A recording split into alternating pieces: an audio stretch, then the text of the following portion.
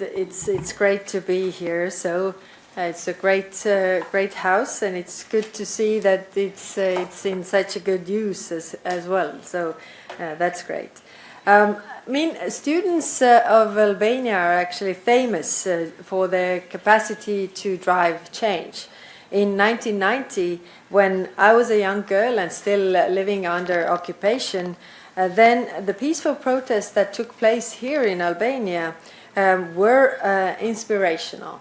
None of the students were asking very much at first. Better dormitory conditions, access to electricity, clean water.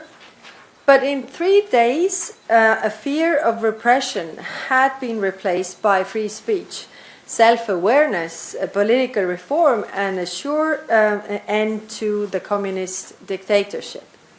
The desire for freedom is such an inherent part of human nature. It is what led 2 million people in 1989 to hold hands and form a chain of freedom spanning 690 kilometers from Estonia to Lithuania, so all the Baltic countries. But there is, of course, nothing inevitable about freedom. Russia's invasion of Ukraine has underlined the lengths to which a country will go to deny another its freedom. Hundreds of thousands of people killed, forced deportations of Ukrainian children, the destruction of educational facilities, the senseless attacks on health facilities. So Russia is destroying Ukraine's present while denying the country its freedom and its future. We have seen this behavior before. Most of you are probably too young to remember, but your parents and grandparents have witnessed this living here in the Western Balkans, and not from so distant past.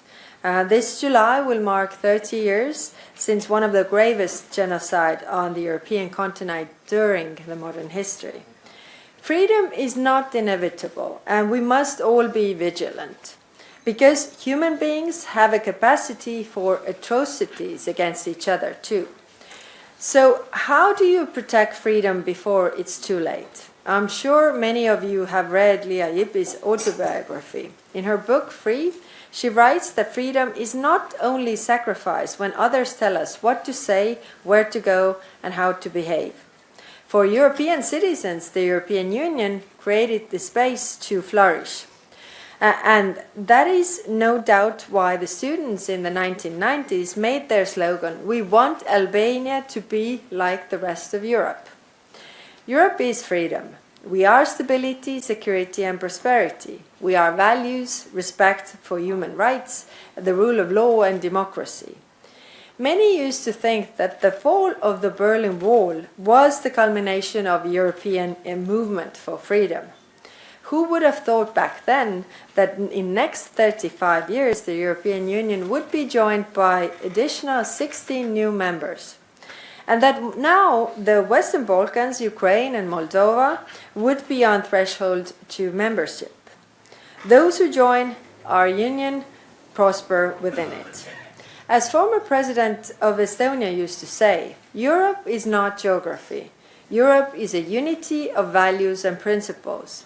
And Europe, the principles shape geography. Geography does not shape principles.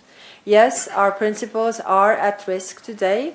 This is what also Russia is fighting against in Ukraine. But all this means is that we are not doing yet enough, because the value of freedom has not diminished over time.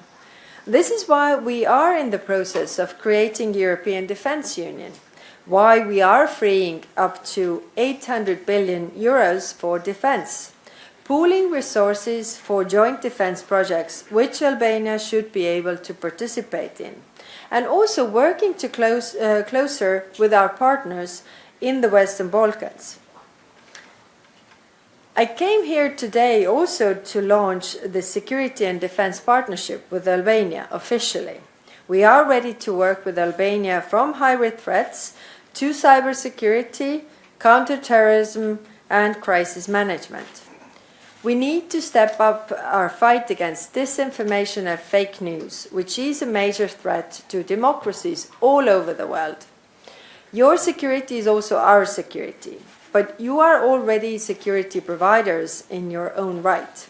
In February this year, Albania sent forces to the EU's military operation in Bosnia and Herzegovina and will soon send forces to Operation Aspides in the Red Sea. This speaks of Albania's proven dedication to European security. The actors that threaten European security are spreading their influence across the globe when it comes to Russia, Iran, North Korea, and more covertly also China. Some of them are doing it right here in the Western Balkans. These are countries where freedom is far from reality. The European Union offers an entirely different model. Our offer is based on freedom. And it's not just about helping our members flourish, but it's about supporting others too. Because we don't see international relations as a zero-sum game. I believe that the European Union will have more global influence over the next decade. But I agree with those who say the European Union has to show what Europe has to offer, to match words with deeds.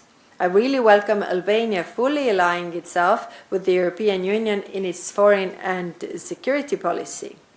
Albania has already seen what the EU has to offer. This includes the growth plan, energy package, pre-accession assistance, and support to Albanian armed forces. Over 50,000 young Albanians have engaged in the international exchanges with us in the last decade alone. But more benefits for more people should be felt from the start of the accession process. The Western Balkans have been waiting a long time to join the European Union. And that is why the President von der Leyen spoke at the opening of Tirana campus of the College of Europe a few months ago. And she said, "The EU is no longer just a destination for the Western Balkans. We are your travel companion." Those of you who are also from the College of Europe, you already are feeling the benefits of the European Union. You don't need persuading. But people in every candidate country, from the villages to the towns, must feel directly the benefits stemming from the EU reforms. Being a European Union member is in equal measure about freedom from oppression and the freedom to choose. There's nothing inevitable about freedom. We must cherish it, defend it, and safeguard it from threats. And your capacity to do so is in your power. You do not have any less of it than any of your predecessors. In fact, I would say that you have so much more with the technology and access to information you have today. But let me leave you with a thought, as the students of Albania felt in the 1990s, as I felt holding hands with my fellow Estonians in the Baltic chain, and as Ukrainians feel today on the battlefield. The desire for freedom is such an innate part of who we are as human beings that despite the very best efforts over centuries to curtail it and efforts today to do the same, freedom always finds a way to prevail. Thank you.